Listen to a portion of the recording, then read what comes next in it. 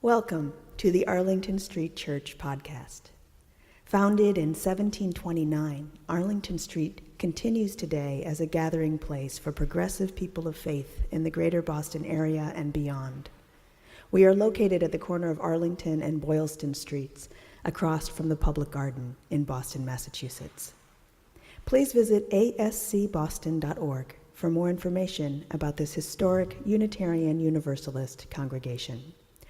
Arlington Street Church, gathered in love and service for justice and peace. Good morning. So when I was growing up, before my now 6'8" baby brother had gotten that much bigger than me, I had the upper hand when we would fight each other. In the summertime in Virginia, when there wasn't enough watermelon or swimming pools to keep our cranky, sweaty bodies from finding something to bicker over, be it TV remotes or the front seat of the car, I would always win. And sometimes when we would fight, we would end up on the opposite sides of a wooden bedroom door. One of us wanting to get at the other one, not entirely sure what we would do once we reached them. We would lean our shoulders against the door, twisting the handle as hard as we could, trying to force it open. And sometimes my little brother would be on the inside of the door as I pushed all my weight against it, blocking him in. He was smaller than me then, and no amount of him twisting the handle and pushing with all his might would free him from his room. It was not until I got bored or our mom came to break up the argument that the door would finally open again and his frenzied, angry body would run out of the room. Even as children, we knew how painful it was to be locked in a room, unable to get out. When you walk into a medium security correctional facility in Massachusetts, there are no wooden bedroom doors with faded gold painted doorknobs.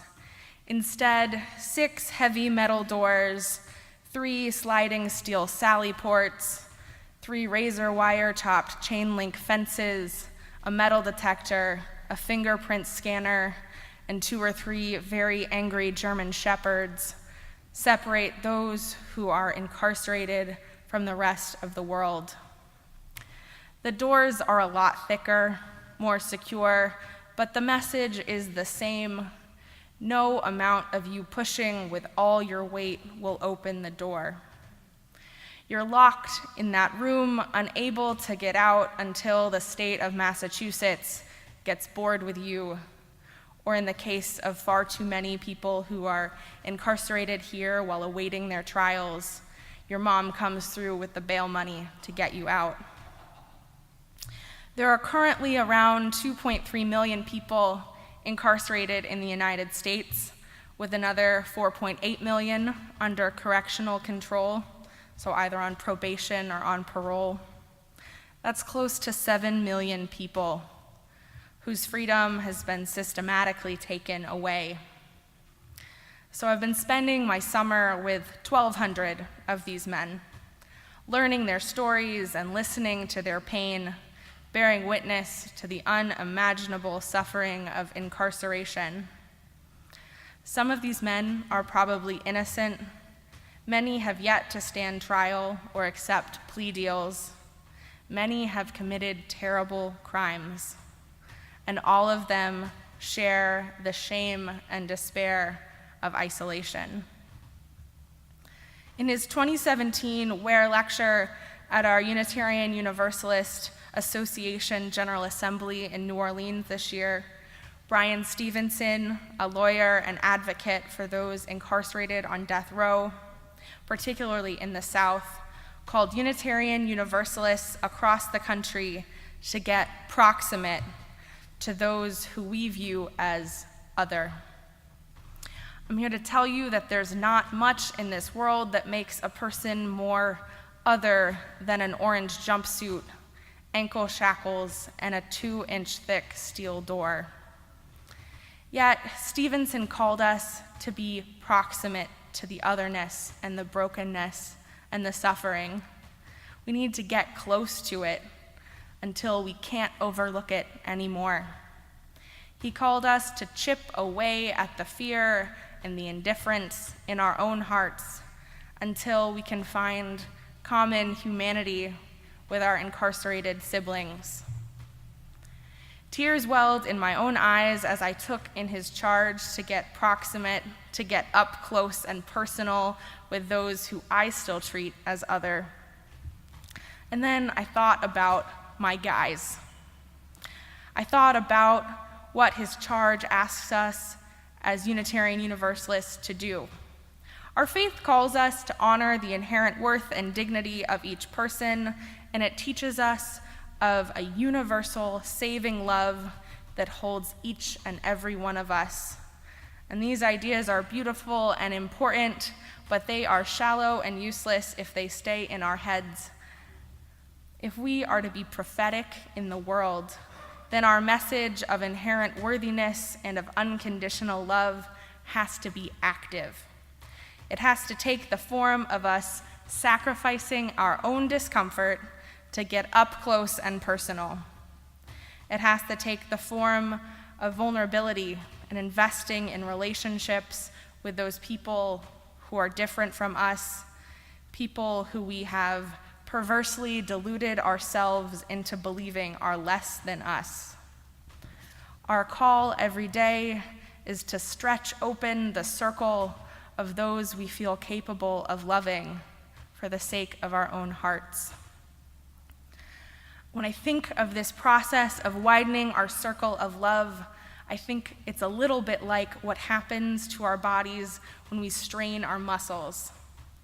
Over the 4th of July weekend, I went to visit my best friend in Ithaca, New York.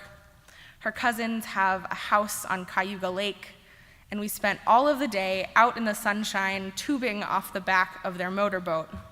If you haven't been tubing before, I highly recommend it. You sprawl your body across a blow-up inner tube that's connected by a rope to the back of the motorboat, and you hold on to the handles as hard as you possibly can as the boat zips up and down the lake, doing its best to toss you off, and you hold on until you're so exhausted that you just fly off into the water. It's a lot of fun, but when I woke up the next morning, the muscles in my arms and in my shoulders had not forgotten the fun we'd had the day before. You see, when you work your muscles, the fibers tear apart from the unconventional use, and they make you really sore. But what also happens when those fibers are torn apart is that they grow back. They stretch and they grow back and they heal themselves bigger and stronger than they were before. Dead fibers replaced with more vital tissue. What was stretched open made me stronger. And so too are we transformed when we stretch open the walls of the circle of people that we feel able to love. We might feel a deep soreness, a sadness, a fearfulness as the pieces grow back toward one another, but through that stretching and soreness, we become stronger and more loving. We live closer to our values, and we are touched by the sweetness of being in new relationships. All of us are gifted with a propensity to expand that circle of those we find lovable. We can grow our circles and deepen our relationships so that they include folks who are incarcerated, the people who I've been working with. But there's not a limit to who we can include in those circles. We can include people with different immigration statuses, people with different abilities, people with different experiences of home. It's my sincere hope that we might each find those people, those beloved and broken people who live outside of our circle of love right now, Let's find them and stretch ourselves through proximity and through relationship until there isn't anybody on the outside. When we get close to those who suffer, to those whose society has decided matter less, we find that our illusion of superiority is false, and that in fact, there is a humanness that connects us across that gaping chasm of difference. I want to tell you some stories about the men I found on the other side of that gaping chasm of difference in my work at Essex County Correctional Facility this summer. I visit Jason almost every week in his cell in solitary confinement. He's never personally revealed his charges to me, but his co-defendant, who lives a few cell doors down, has filled me in on some of the violent details of his murder charge. Jason knows that he will likely be sentenced to at least 25 years in a federal prison upstate somewhere, if not longer. He's accused of that crime that for so many of us takes him out of the circle of love, the circle of forgiveness and compassion. And he has a lot to be fearful of in the next few months as his trial approaches. But each week when I speak to him, the only concern in his mind is his 3 young children. He shows me their pictures, 2 little girls and a boy, all under 8. Each one of them has a name that starts with a J, just like my family, and they have a dad that loves them very much. Jason still wants to be a good father, whatever that means as someone likely to be convicted as a murderer. Him loving his children doesn't excuse the despicableness of his crime, but him loving his children is a reminder that he's a human being capable of love, that we too are capable of loving.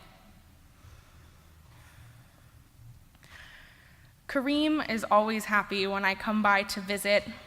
He's been on the streets for all of his 35 years and knows how to do 2 things: how to be in a gang and how to sell heroin.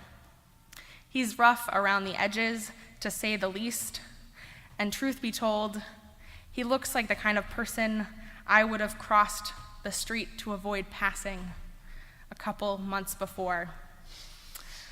But one day, I asked him what he would do with his life if he could do anything. And he told me that he would write. And then he read me one of his poems.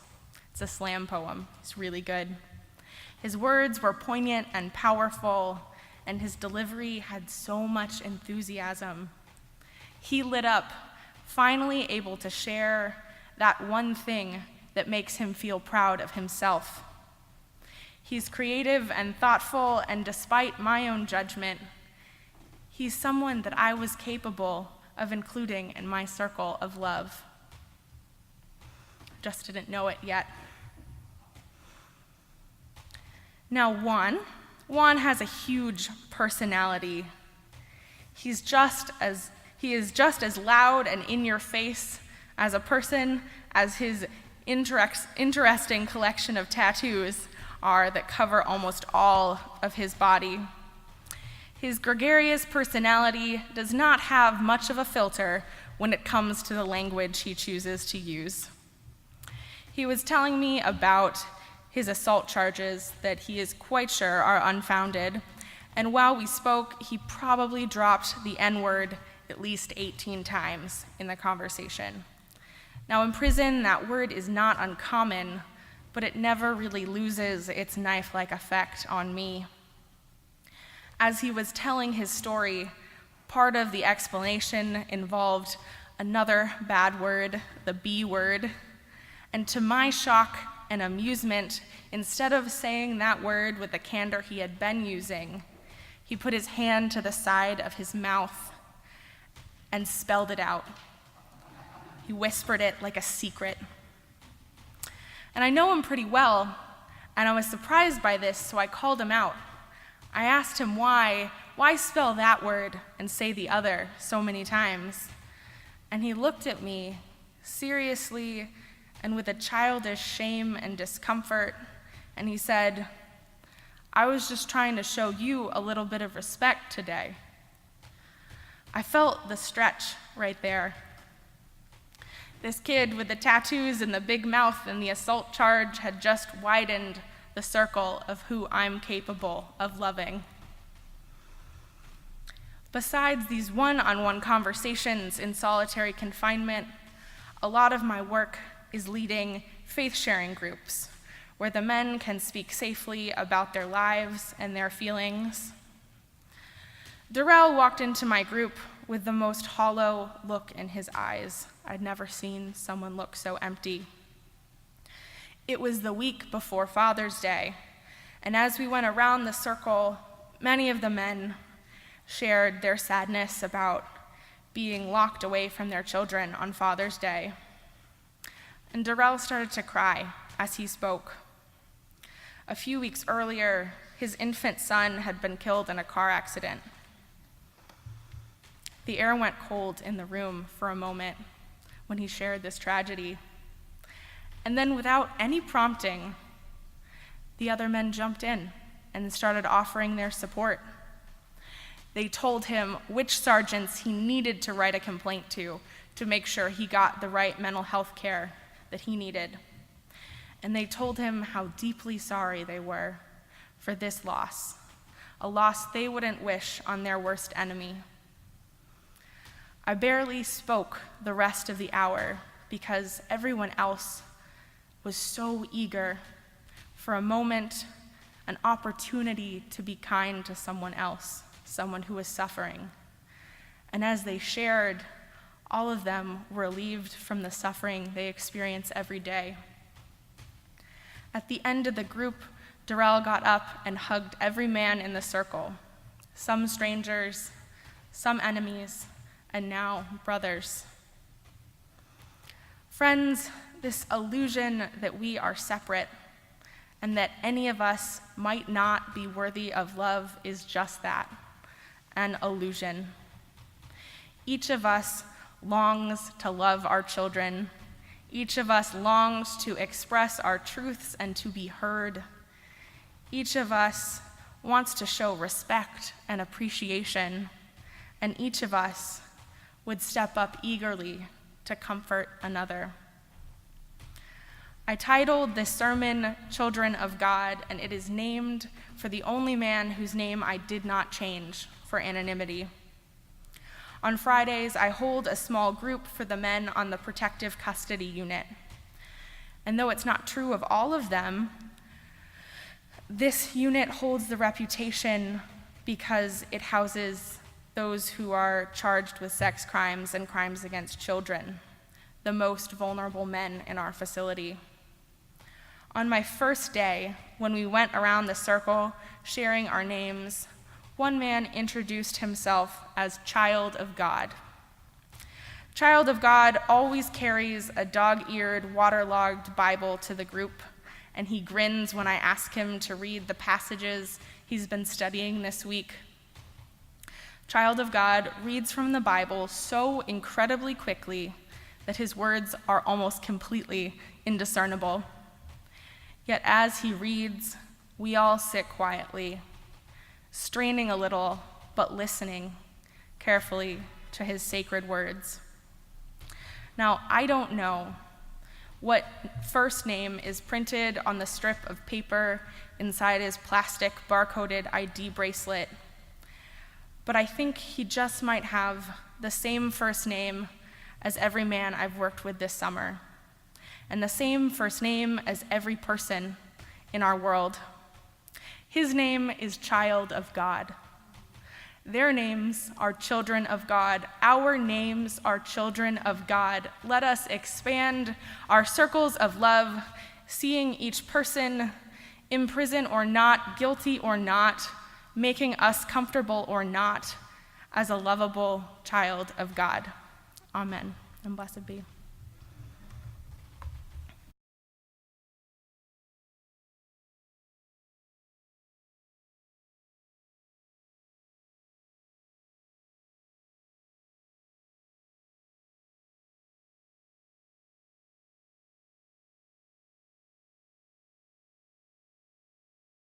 Thank you for listening to this week's podcast.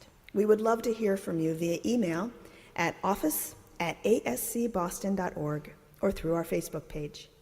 If you would like to support the good work of Arlington Street Church, please consider a contribution by check in the mail or through our website, ascboston.org.